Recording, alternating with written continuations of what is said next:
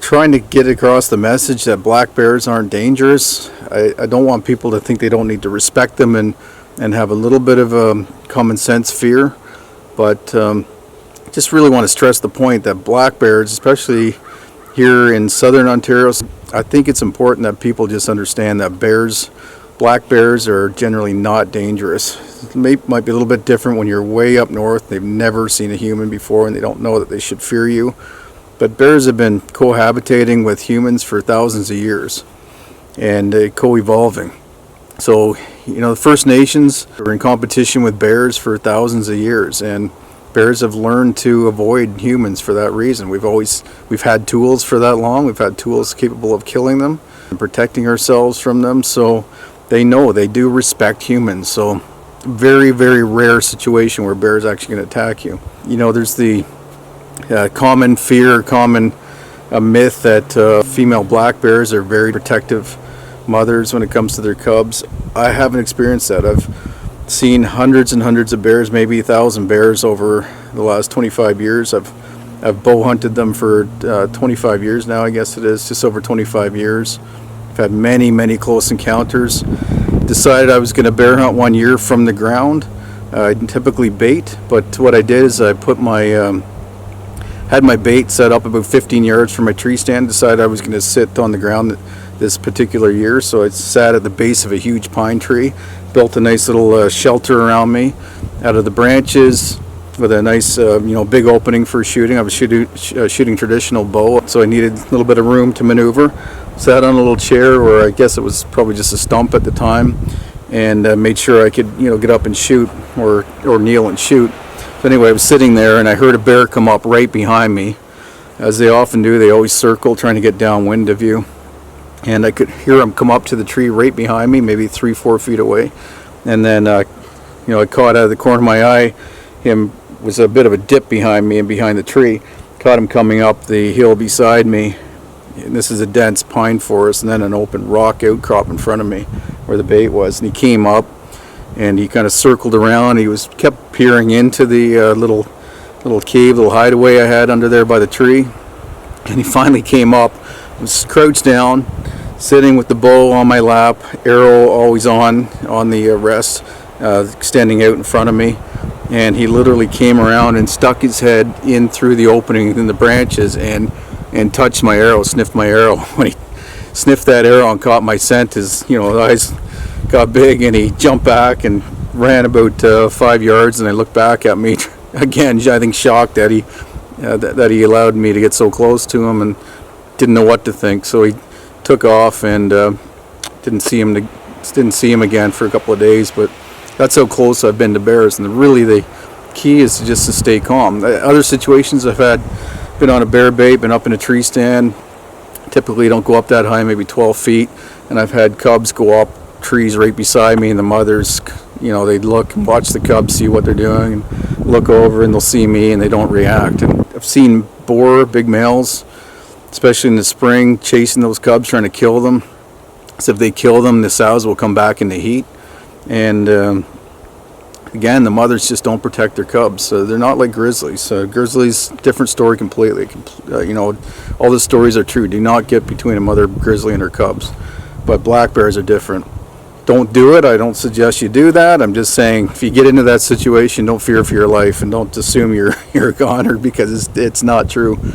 And in this situation that you're going to watch in this next video, you're going to see me get very close to a mother and 2 cubs earlier this week. I was walking down the edge of the cornfield. I had seen them cross over the railway tracks, actually away from the cornfield earlier. Then I was out deer hunting with my bow, walking down the edge of the corn in the evening, probably 45 minutes before end the legal shooting light, so 15 minutes before sundown. And as I was walking along the edge of the corn, it's pretty tight there, close to the forest.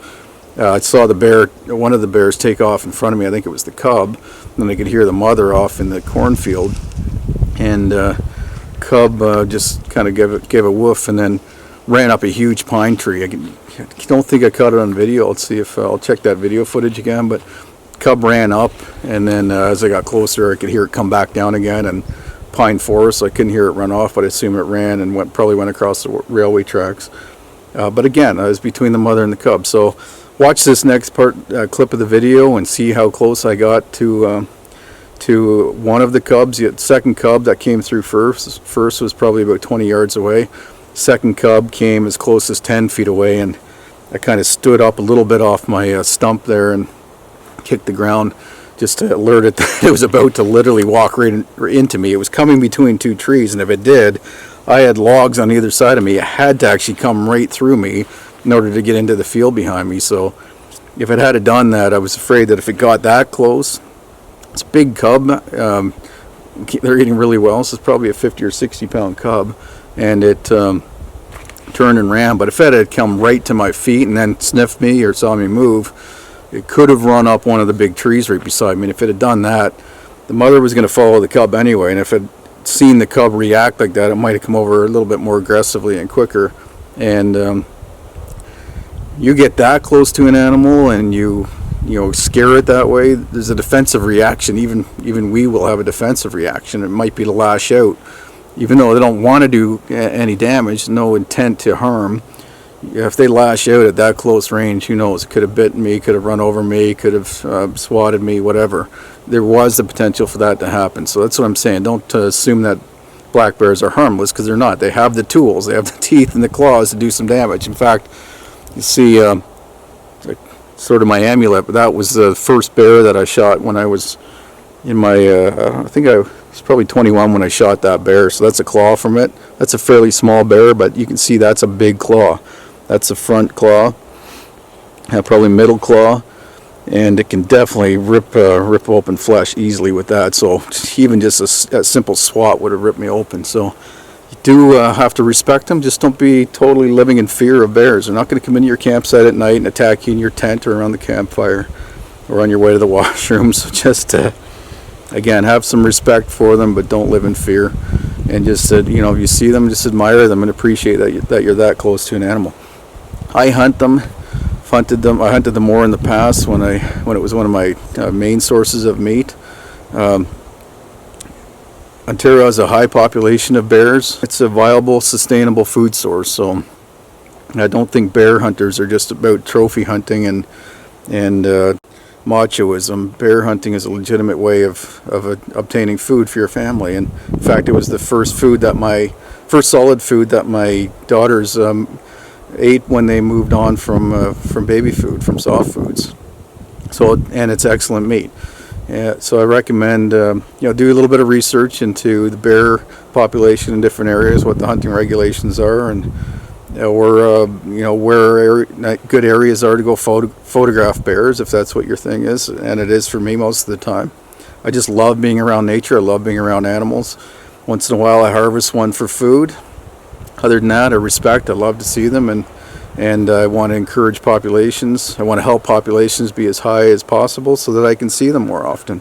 And most hunters do. Most hunters are actually dedicated conservationists, and I am as well.